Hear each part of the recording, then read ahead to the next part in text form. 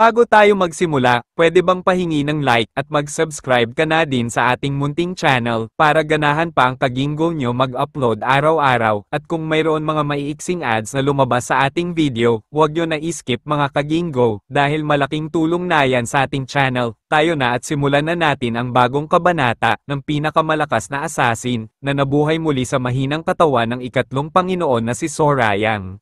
Sa nakaraang kabanata, umalis na si Hajen mula sa kanilang kampo at nagsimulang imbestigahan ang mga pangyayaring, habang balisa dahil sangkot si Jung Il-ryong.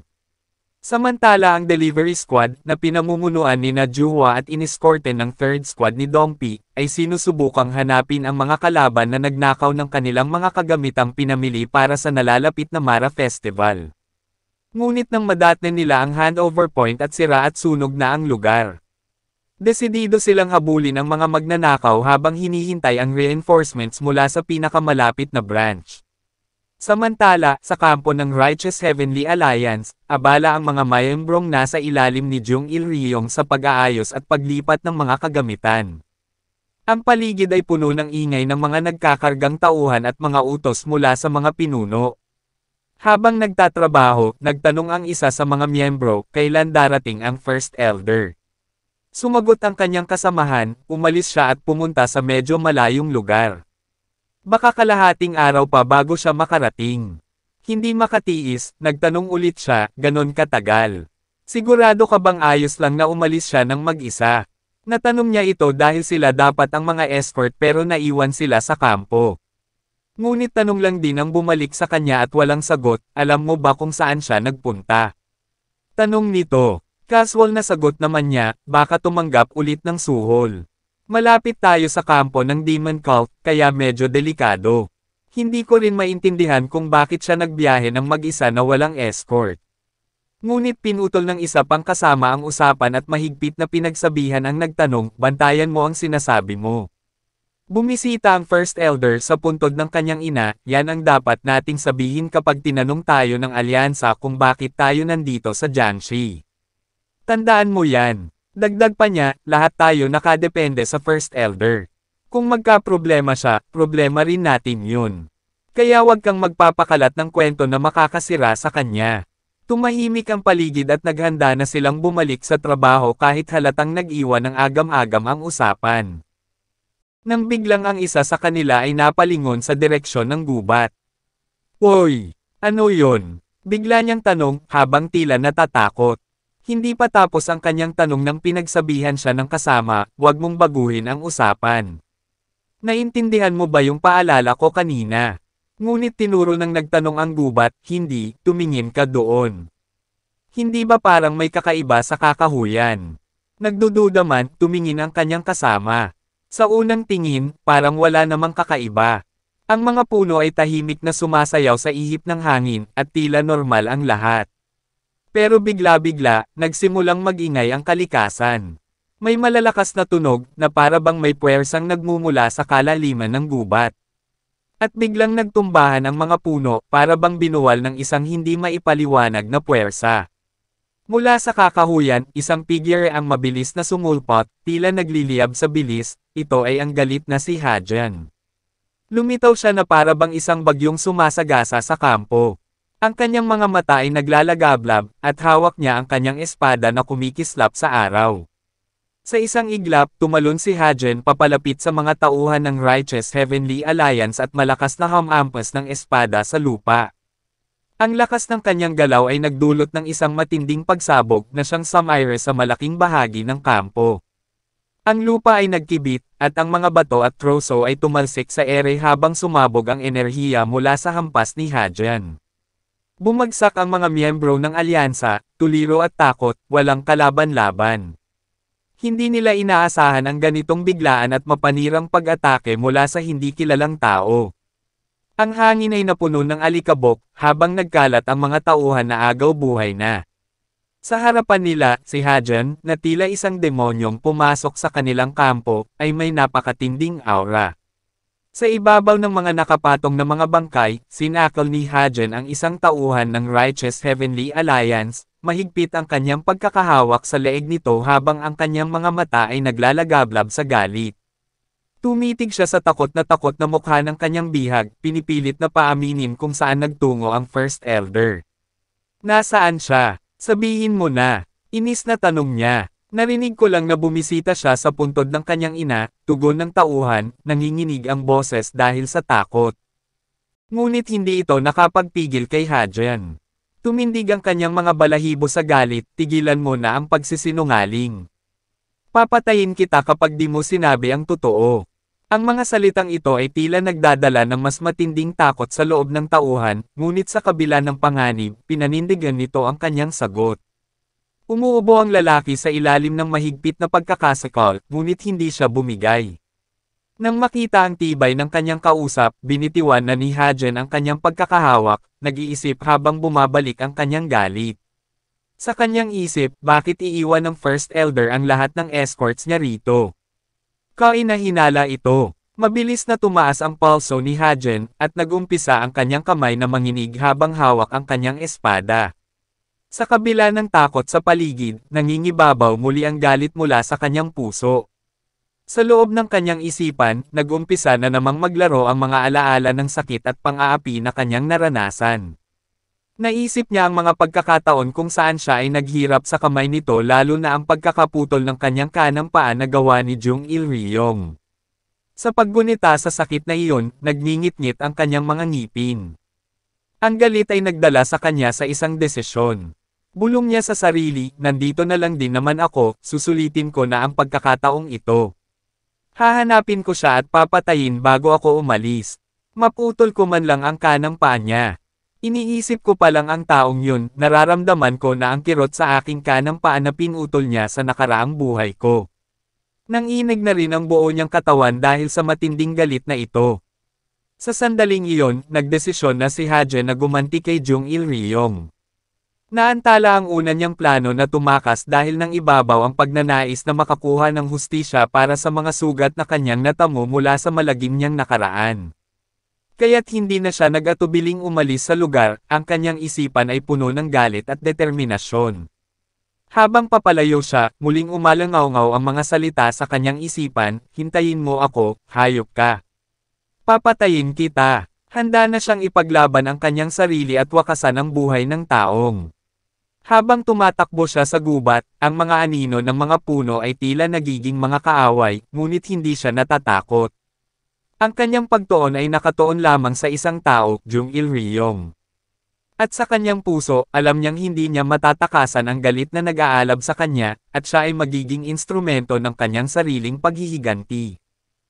Samantala, ang kuta ng Iron Blood Fortress ay tila naging isang massacre crime scene, puno ng mga nakarete na bangkay ng Steel Wheel Squad.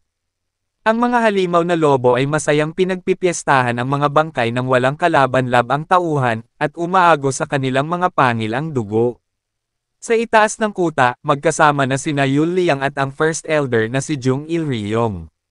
Naging matalino ang desisyon mo na kumampi sa akin kaysa sa Iron Blood Fortress, sabi ni Jung Il-ryong, ang kanyang boses ay puno ng kumpiyansa. Sumagot si Yul Liang, kahit sino naman ay kakampi sa panig na tinatrato sila ng mas mabuti. Laging maliit ang tingin ng mga hayop sa amin. Sa mga salitang ito, tila may hinanakit si Yul Liang sa mapanghamak na mga tauhan, lalo na sa squad leader ng Iron Blood Fortress. Habang nag-uusap sila, tinanong ni Jung Il-ryong si Yul Liang tungkol sa Beast Palace Master. Kumusta naman siya? Ang tanong niya. Sagot naman ni Yul Liang, yumapekto ang gamot na pinadala mo sa amin. Sa tingin ko, di magtatagal ay makakabalik na siya at makakakilos na ulit, at ikinatuwa naman ni Jung Il-ryong ang magandang balita. Nang tanungin naman ni Yul Liang kung ano ang hawak na bagay ni Jung Il-ryong na nakuha niya mula sa squad leader, ang sagot nito, ito ang Jade of Calamity, ngunit hindi na niya ipinaliwanag pa kung para saan ito. Dagdag pa niya, hindi mo na kailangang malaman kung ano ito. Ang kailangan mo lang malaman ay isa itong kayamanan na makakatulong din sa trabaho mo. Tila nakatunog si Yul Liang kung para saan ito, kaya tinanong niya, pinaplano mo bang gamitin yan sa leader ng Righteous Heavenly Alliance? Subalit, sa halip na sumagot, nilagay ni Jung Il-ryong ang daliri sa kanyang bibig, isang senadorias na tumahimik, habang siya ay nakangiti. Nagtatago sa kanyang ngiti ang madilim at makasariling plano na may kinalaman sa pagpapabagsak sa leader ng kanilang alyansa. Maya-maya ay iniba ni Jung Il-ryong ang usapan at pinuri ang mga lobo, ang lakas din kumain ng mga lobong dala mo. Mga halimaw na kayang manalo laban sa mga swordsman. Kamangha-mangha. Iba't ibang pag-aaral ng okulto ang nakikita ko na di ko pa naririnig noon. Ngunit sumagot si Yul Liang, ang Great Beast King Technique ay hindi isang pag-aaral ng okulto.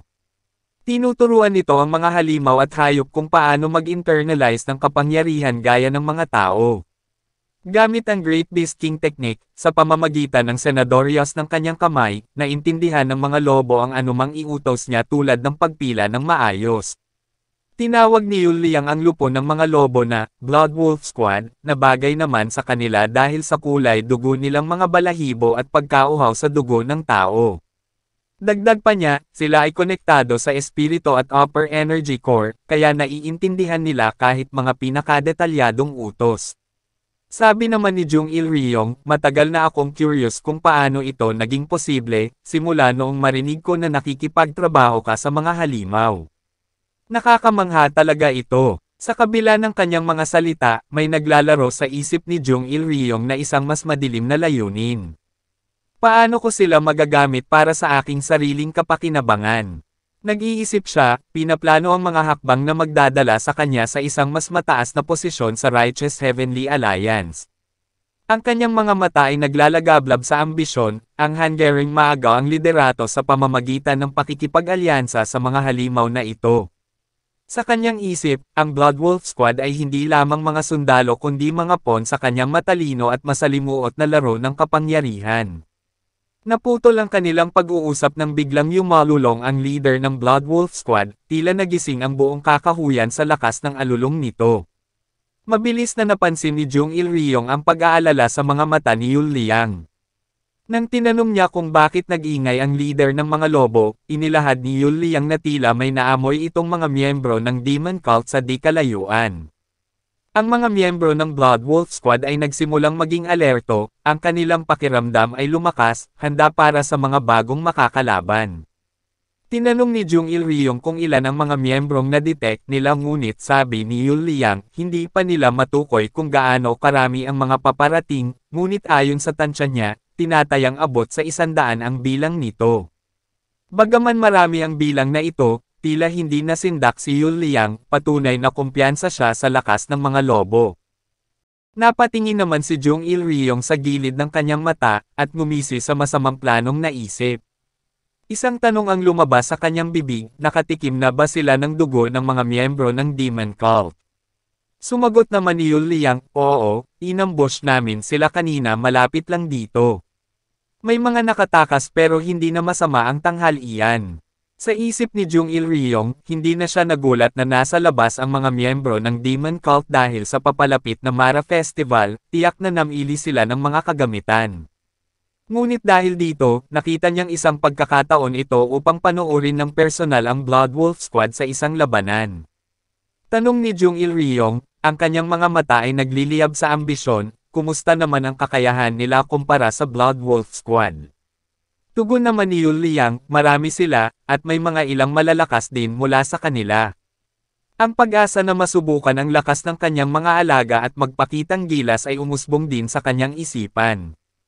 Dahil dito, nagmungkahi na si Jung Il-ryong, ang boses ay puno ng kasab-ikan, aniya, kung gayon, maaari mo bang ipakita sa akin kung gaano kagaling ang Blood Wolf Squad mo? Panunuorin lang natin silang lumaban. Ayos lang kung medyo matagalan, sa kanyang isip, ito ang tamang pagkakataon upang ipakita ang tunay na lakas ng kanyang mga alaga at, higit sa lahat, isang pagkakataon upang i-assess ang kanilang kakayahan sa tunay na laban. Sa likod ng lahat ng ito, nasa sabik si Jung Il-ryong at interesadong makita ang kahihinatnan. Buong determinasyon at kumpiyansa namang sumagot ni Yul Liang, matatapos na to bago magtakip silim, mararamdaman ang buong pagtitiwala niya sa mga halimaw. Ang kanyang mga mata at katawan ay tila nag-aalab sa asul na aura, nagmamasid sa mga lobo na nag-aabang sa utos na ipapahayag sa kanila. Samantala sa di kalayuan, tumatakbo si Dongpil nang may naramdaman siyang kakaiba sa hangin, kaya't pinahinto niya ang lahat ng nakasunod na mga tauhan at mga taga-delivery squad. Sa mga mata ng mga tauhan, nagkaroon ng pag-aalala at takot. Kasama ni Dongpil sa frontline si Juhwa, na nakaramdam din ng kakaibang enerhiya na nagmumula sa paligid. Aniya, hindi ito demonic energy, pero napaka-violent. Parang hindi sa tao nagmumula ang enerhiya na ito. Bukod pa rito, naaamoy nila sa hangin ang matinding sangsang ng dugo, amoy na nagpapaalala ng kamatayan. Kaya naman sigurado si Dongpil na maraming tao ang namatay sa di kalayuan. Maya-maya pa, natukoy nila ang direksyon na pinagmumula ng enerhiya. Sa itaas ng bangin, nakatayo si Yul Liang, kasama ang Blood Wolf Squad, ang kanilang mga mata ay nanlilisik, handang sumakmal at makipaglaban. Sino kayo? Tanong ni Dongpil, sa isip niya ay nag-aalangan kung sila kaya ang mga umatake sa delivery squad kanina. Ngunit hindi sumagot si Yul Liang, sa halip, inutusan lamang niya ang mga lobo, pagpira-piresuhin niyo silang lahat. At sa isang iglap, sumugod na pababa ang mga pulang lobo, ang kanilang mga mata ay tila nag-aalab sa gutom at uhaw para sa dugo ng mga bagong biktima. Agad namang inutusan ni Dongpil ang kanyang mga tauhan, kumalat kayo. Ang kanyang boses ay puno ng utos at pagmamando, ngunit sa kabila ng kanyang determinasyon, may mga alalahanin sa kanyang isip. Naghanda na rin sa paglaban si Juhwa, kahit na hindi pa siya tuluyang magaling. Lahat kayo, mag-ingat kayo. Babala niya sa kanyang mga kasama, ngunit alam niyang ang kanyang lakas ay limitado pa. Ngunit nang sumugod ang mga lobo, marami sa mga miyembro ang agad na nakagat at bumagsak. Napuno ng mga sigaw ng takot at sakit ang maalikabok na hangin, habang ang iba ay walang kalaban-laban na natalo dahil sa di makataong lakas ng mga halimaw. Sa kabila ng kanyang matinding galit, hindi makapaniwala si Dongpil sa kanyang nasaksihan. Iniisip niya, mas malaki pa sa baka ang mga lobong ito. Saan nanggaling ang mga halimaw na ito?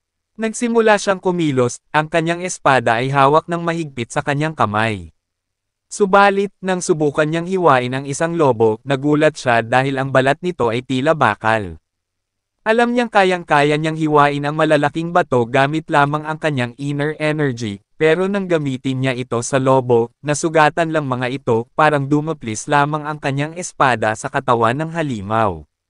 Kung susubukan niya namang padaluyin ang chi sa espada niya, napakabilis pa rin ang kilos ng mga lobo. Para silang mga aninong mabilis na sumusugod sa dilim, hindi siya makahabol. Wala siyang magawa kundi magmasid sa kanyang mga tauhan na unti-unting nalalagas. Hindi rin naman epektibo ang karaniwang pag-atake sa kanila, naisip niya, habang pinagmamasdan ang mga miyembro ng kanyang grupo na nag-aagawan sa buhay laban sa mga halimaw.